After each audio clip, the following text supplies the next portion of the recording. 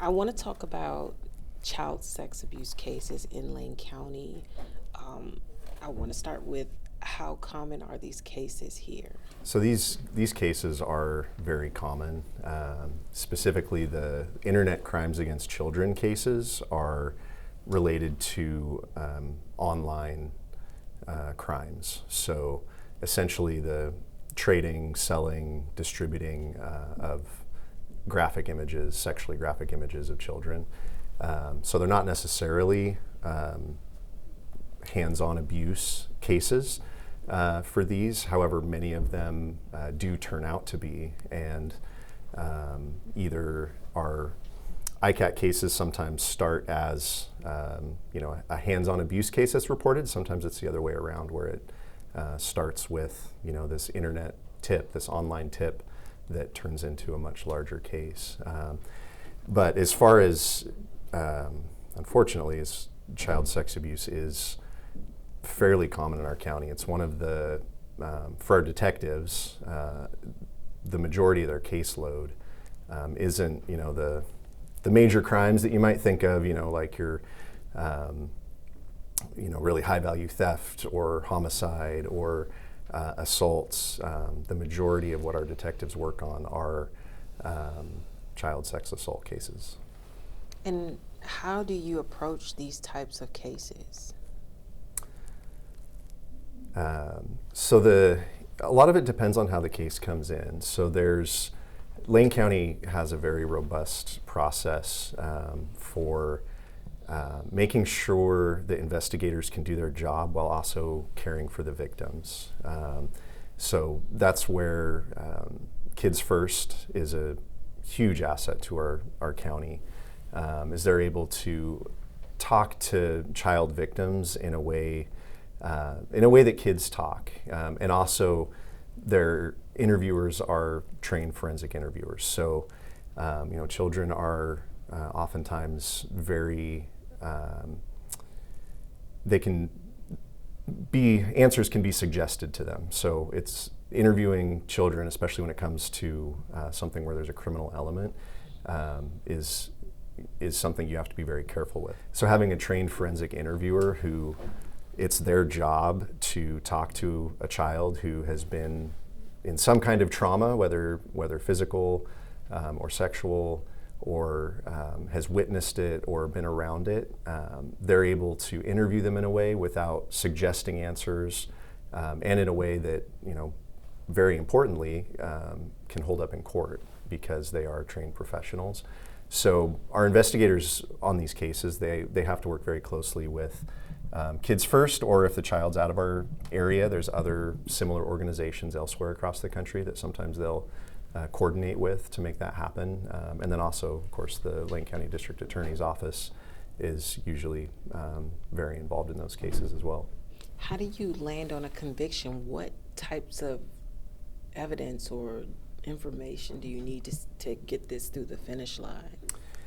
For the internet crimes against children cases, it often involves a lot of search warrants. So there's, the initial tip is just that. It's not that different from someone saying, hey, I think I saw a stolen car, down the street or parked in a garage maybe.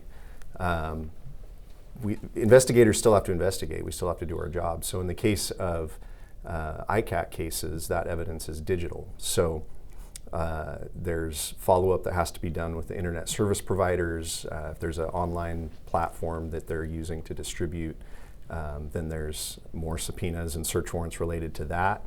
And then most of the cases usually end up with a physical search warrant where detectives have to physically go to a residence and serve a search warrant, which typically takes more resources than just our 2 or 3 detectives working on those types of cases. It usually also involves patrol resources or assists from several of the agencies that we work with to assist in actually serving those search warrants and finding the physical evidence, so computers, phones, tablets, those sorts of things that actually have the physical evidence on them. And what about in the case of actual physical child abuse? what does that look like? How do you solve something like that? Yeah, so that's oftentimes the two cases, as I mentioned, there's ties to both. Unfortunately, there's many cases where there's reported physical abuse, and then along the investigative process, detectives discover there's digital documentation that the suspect has made that corroborates that. And it's not always maybe a picture or video, but text messages or other digital messaging between the victim and suspect that corroborates what has been reported. And then again, that interviewing piece of it, because certainly there's times where unfortunately people make stuff up, whether it's the alleged victim or someone who just is upset with the suspect, and that's something, again, we don't want to make a mistake and charge someone with something that they truly didn't do. So that's where having these interviewers and the forensic interviewers involved throughout the investigative process is very important. When you said the 22 cases for the year so far, those are who were charged? So there were 26 arrests this year specific to internet crimes against children. Some of those cases also involved actual, hands-on victims, so actual victims that were sexually abused. But again, those 26 arrests were primarily investigated by the Internet Crimes Against Children Task Force. So ICAC focuses on the internet crimes. Who focuses on the hands-on crimes? Yeah, so physical abuse crimes in our county generally start at the deputy level. So especially some of our contract or district positions where they have a little bit more time to work on cases, such as Cresswell and Veneta. Oftentimes the deputies there have received a bit more training and have a bit more experience, and they will often investigate what might otherwise be a detective level investigation. So they may continue investigating those types of cases, often with support from detectives, or if the case turns into something bigger, then it may get assigned out to a detective.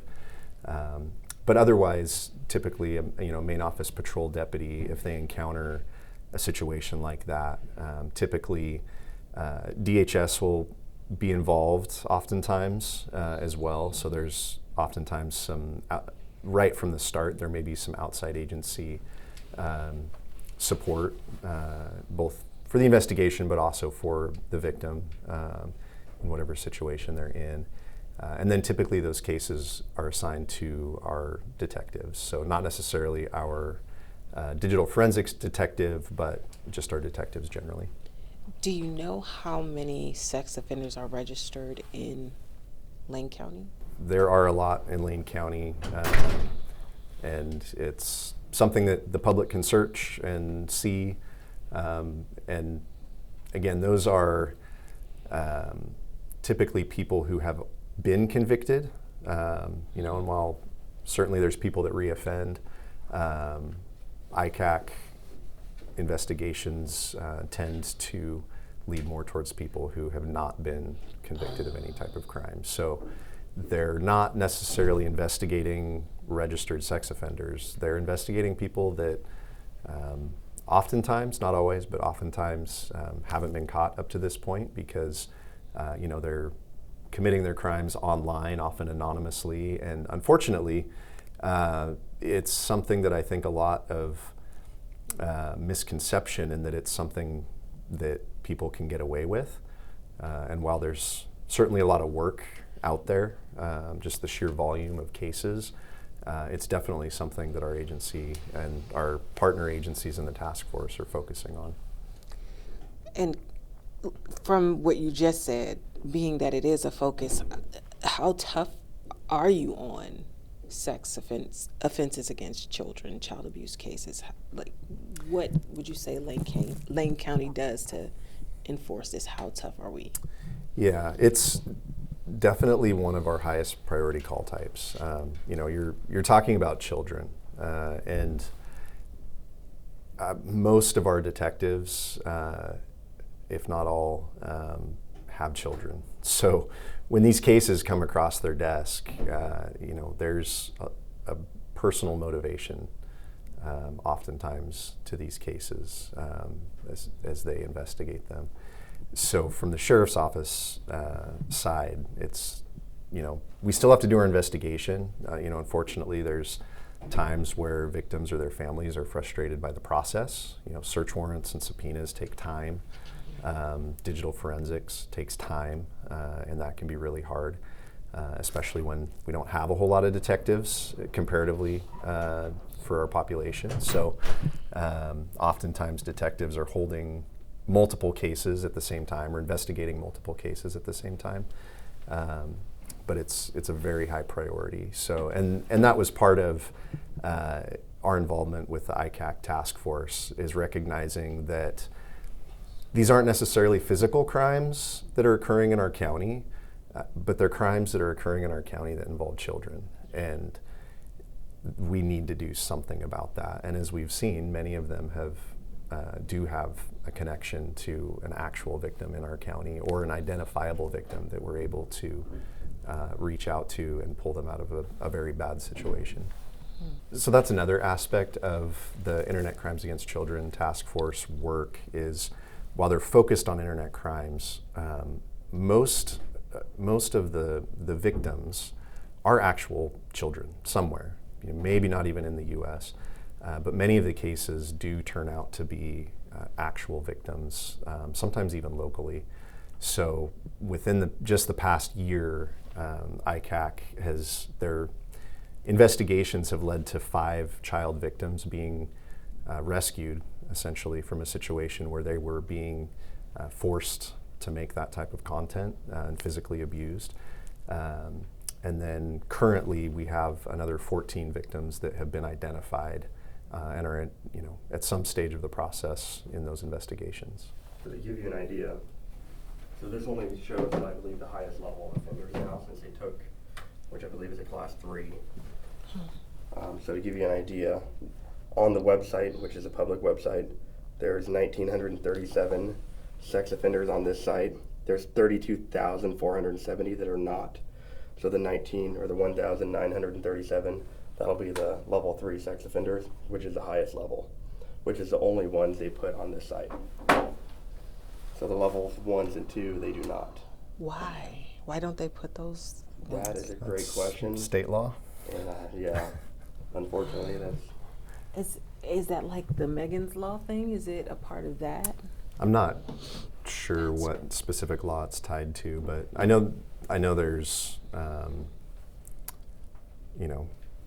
there's certainly people that have been convicted a long time ago and haven't continued to reoffend, whereas the level 3 sex offenders, typically it's someone that the state has determined either through how bad the crime was, or if there were repeat victims or something like that, they've been made that level 3 designation and then are put on the website. Is it that they are more inclined to reoffend? It's a combination of factors.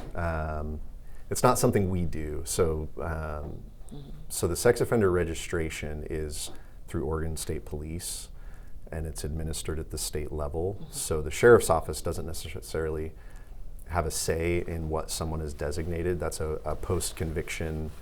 That's a post-conviction determination made by the state of Oregon, and so all the factors that go into that, I'm not super familiar with. Okay. I just know for us, the people that we see that are at that level 3, it's usually the worst of the worst. That 19,000, is that Lane County alone? So for the state of Oregon, per the state's website, there's about 1,900 level 3 offenders in the entire state. And then there's another about 34,000 level 2 and 3 offenders. So those are not listed on the website as just level 1, or excuse me, as just level 3 is listed on the website. Do we have any numbers on physical child abuse? Part of the reason that we want to highlight the Internet Crimes Against Children Task Force is it's something that tends to happen kind of not out in public.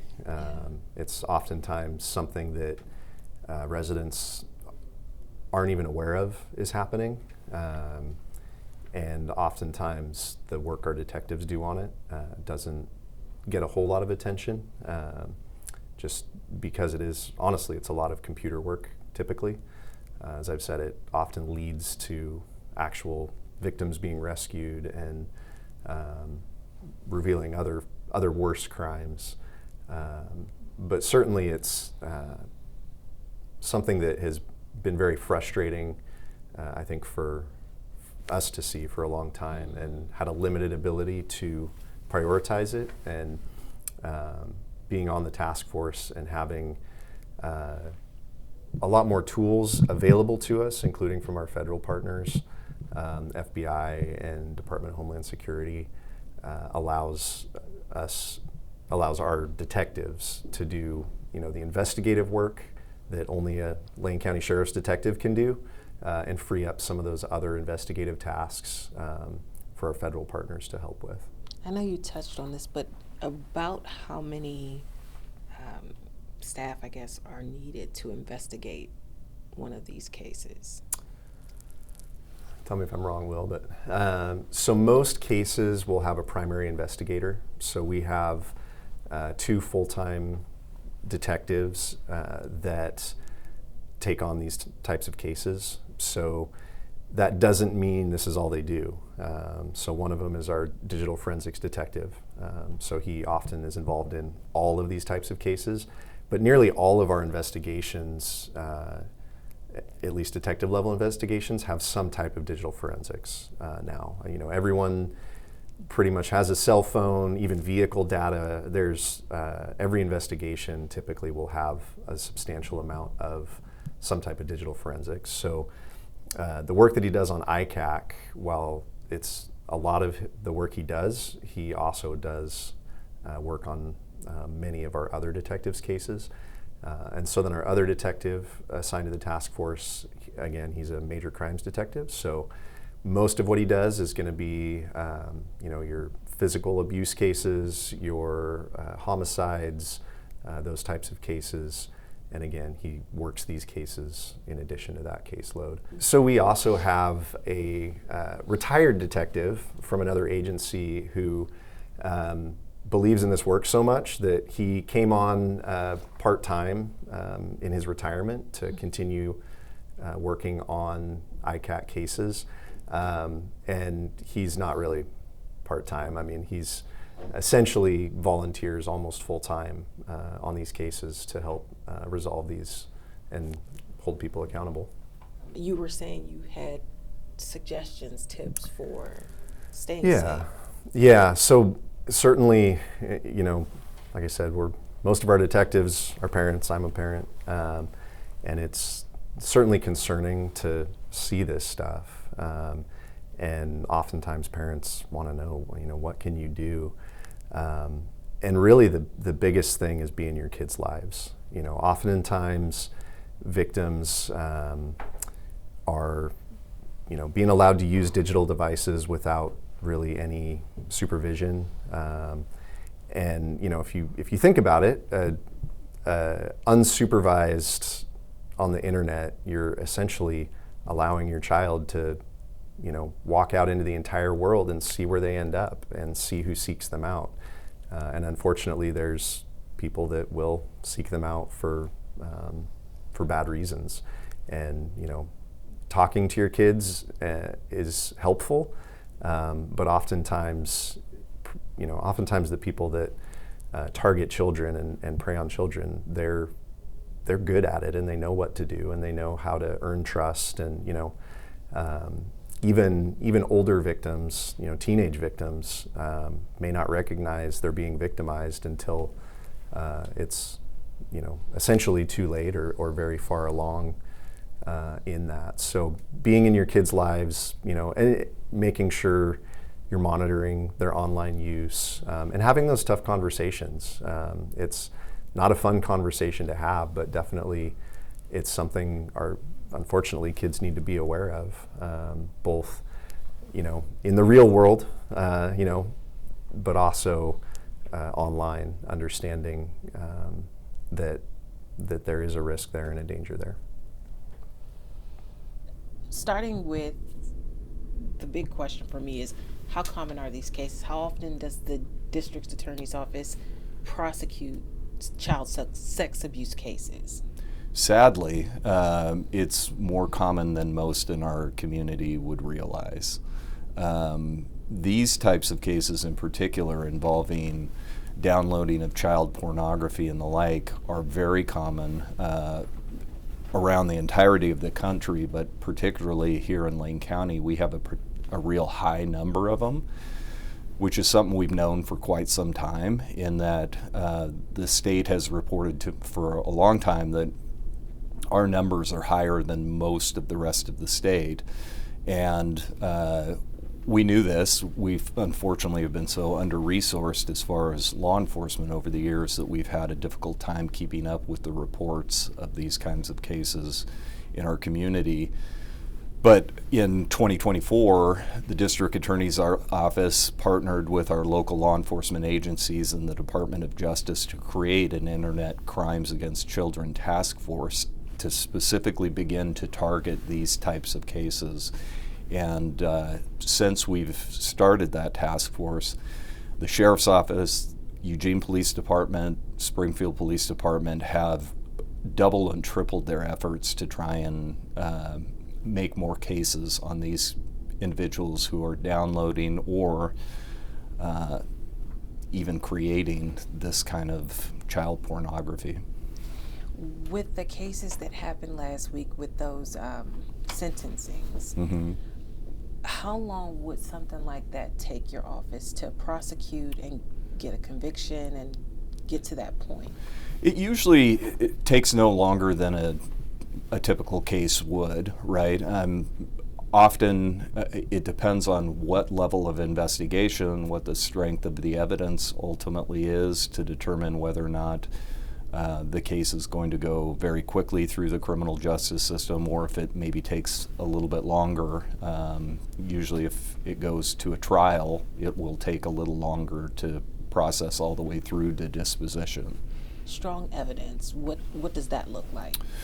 Well, it could be a number of things. It could ultimately be a solid connection that we can identify the individual as the person who downloaded the depiction of child pornography, linking them directly to it. It could be that they admit their conduct in downloading and observing child pornography. There's just a number of ways that we can ultimately link it. Is there a difference when you're prosecuting a physical child abuse case?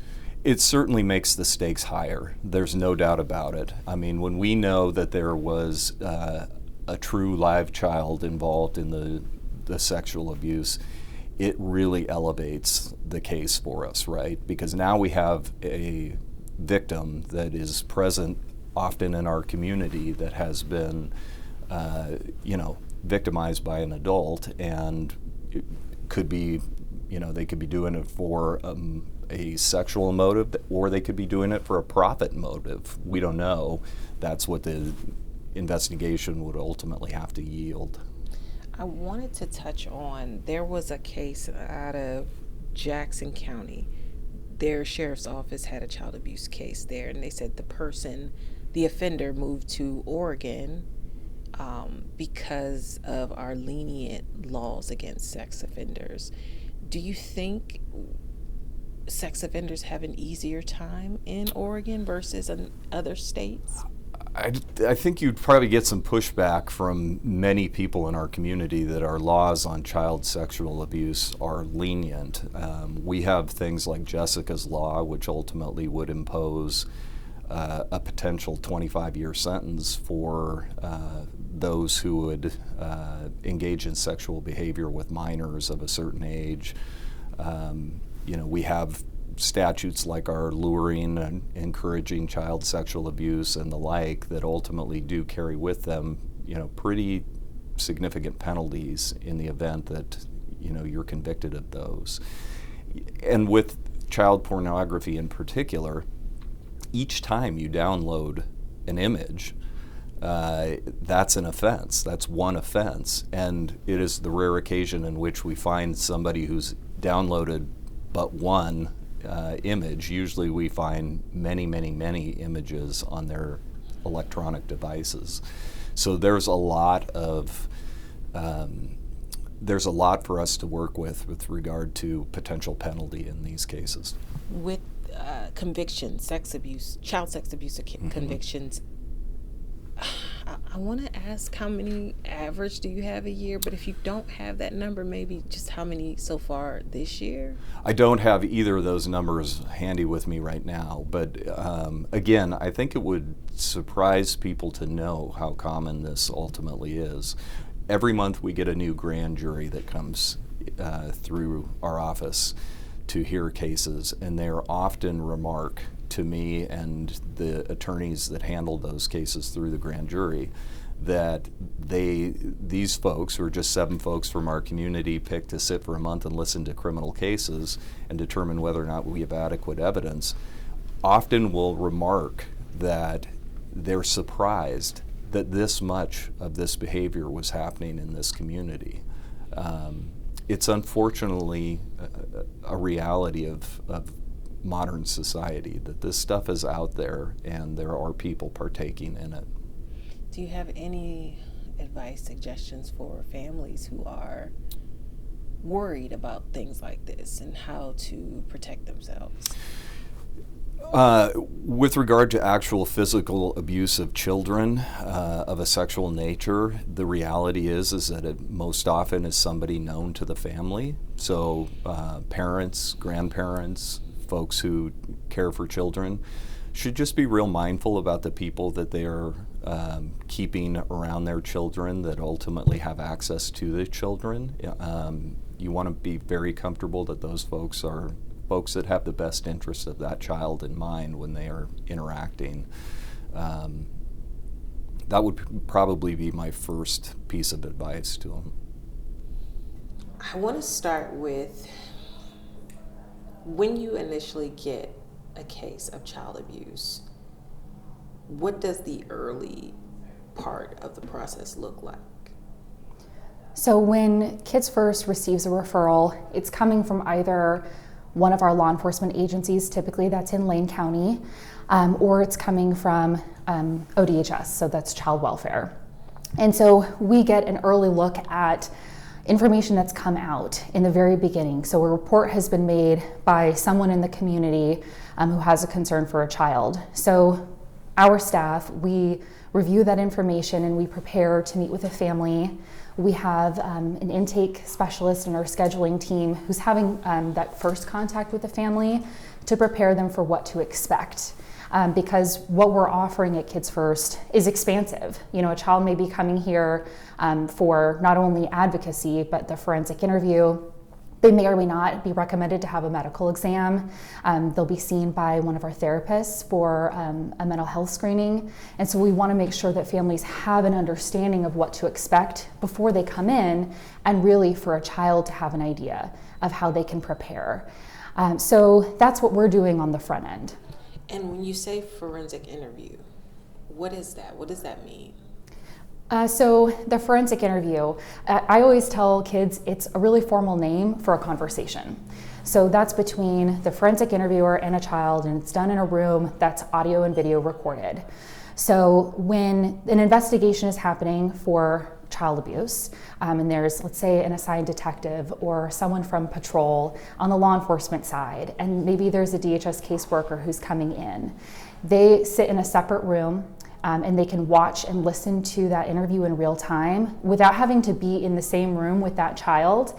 And more importantly, that we're not asking a child to repeat themselves to all the different people who are involved in these investigations. So what that looks like is, a child comes in, they're greeted by an advocate, they get settled in, and then when they come to meet with me, it's in a room and I let them know that a recording's being made and they know who's watching. And the goal in that forensic interview is to gather as much information as possible about what those concerns are, and to do it in a way that's trauma focused, that's supported by research and science, and to reduce the additional impact of trauma onto a child beyond what they may have already experienced. And when you're working with these kiddos, what are some of the impacts you notice? Every child is different. By the time they come in for a forensic interview, a lot of the time it's not new information for kids. So this may be something that has very recently happened. It may be something that's happened in the past. So sometimes kids have had some time to process by the time they reach me in an interview. So sometimes people think that kids are going to have big reactions and it's very emotional and very difficult to talk about their experience. But what we see a lot is that kids have had that time and it's not so fresh for them. And so for that experience of being able to talk about what has happened to them in a controlled environment where kids can know they're not in trouble with me, they can tell me anything they want to and I'm okay to hear it because that's my job. And it can be really empowering for kids to know that they get to control how they share their experience and who can hear it. And for others, it can be an emotional time, but that's why we have our full team to make sure that kids are taken care of, that we have a therapist who checks in with them after and does a mental health screening. And then they might be screened into our mental health program for short-term therapy. And they also may be referred out to other therapy options as well in the community. Allie, we talk with LCSO, we talk to the DA's office about how they handle these cases. And one thing that both sides said is that people in the community would be surprised at just how many child sex abuse cases there are every year. I want to touch on what helps these kiddos, if there's so many instances of this here in Lane County, what is being done or what can be done to help these kiddos recover and heal and survive this? What we say is the single most important thing for children who either come forward about their experience or if it's discovered is children are resilient when they're believed.